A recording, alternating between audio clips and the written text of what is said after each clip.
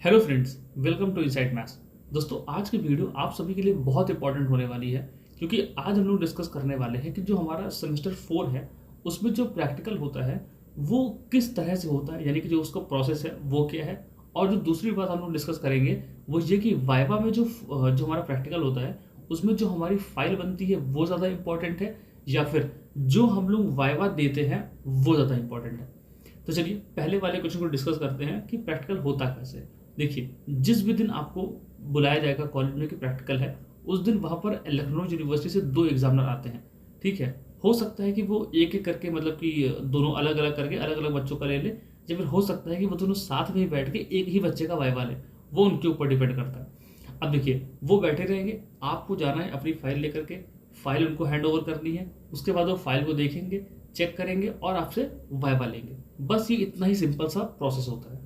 इसमें आपको और कुछ नहीं करना, ना ही पढ़ा के दिखाना है, ना ही कोई और स्किल आपको वहाँ पर प्रेजेंट करनी पड़ती है।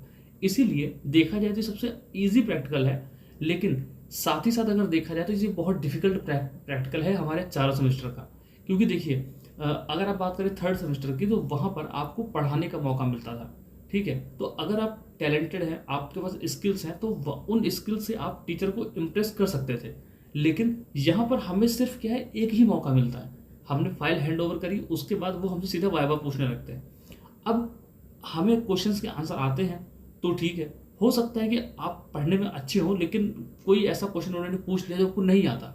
ठीक है, तो आपका इंप्रेशन वहीं पर खराब हो जाएगा और आपके मार्क्स वहीं पर बेकार हो जाएंगे। ठीक है, इसीलिए देखा जाए तो ये सबसे डिफिकल्ट प्रैक्टिकल है चारों सेमेस्टर का मिला करके देखा जाए तो। ठीक है, लेकिन अब बात करते हैं कि जो हमारा सेकंड क्वेश्चन है कि वाइवा इंपॉर्टेंट है या फिर जो हमारी जो 8 फाइलें हैं जो कि हमने मॉर्निंग असेंबली की है, स्कूल इंफ्रास्ट्रक्चर की है, वो सारी फाइल्स इंपॉर्टेंट है या फिर वाइवा वाला जो है वो इंपॉर्टेंट है। देखिए, अगर मेरी बात करें, जो मैं सोचता हूँ, तो उसके हिसाब से मैं 30-40% दूंगा इंपॉर्टेंस हमारी जो फाइल होती है उसको। लेकिन जो 60-70% जो इंपॉर्टेंस है वो है वाइवा की।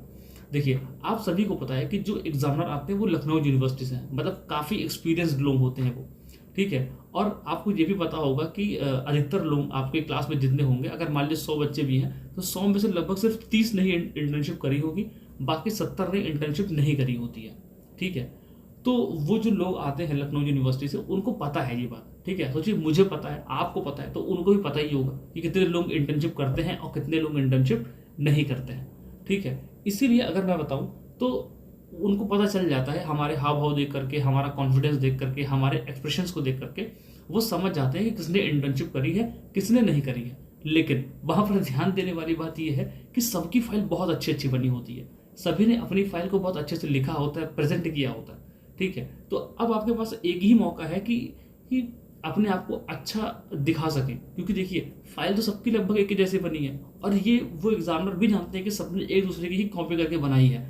ठीक है, तो वो एक ऐसा पॉइंट है जहां पे आप अपने को दूसरों से अलग कर सकते हैं, वो बचता है सिर्फ आपके पास वाइवा का।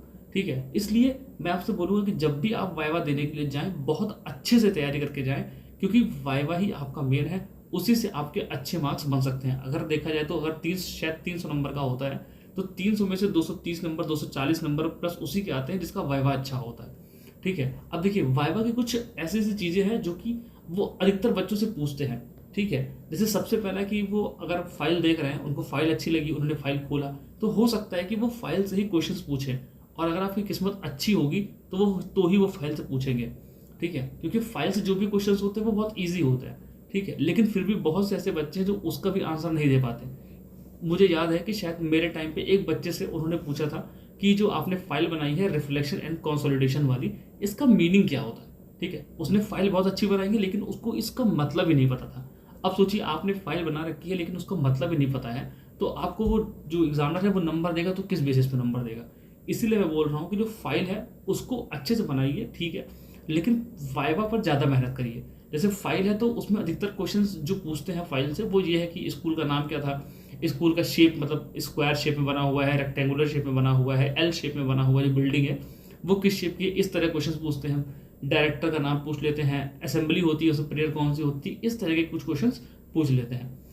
अगर देखा जाए तो कुछ कुछ बच्चों से ये भी पूछ लेते हैं जिन पे उन्हें डाउट होता है, उन पे अधिकतर ऐसा पूछते हैं कि तुमने, चलो ठीक है कुछ नहीं बता पाए, कोई बात नहीं, जो हमारे 4 जो सेमेस्टर हैं उनके जो बस बुक्स के नाम बता दो, बहुत लोगों को तो ये भी नहीं पता होता है कि भैया हमने 4 सेमेस्टर से पढ़ा क्या क्या है।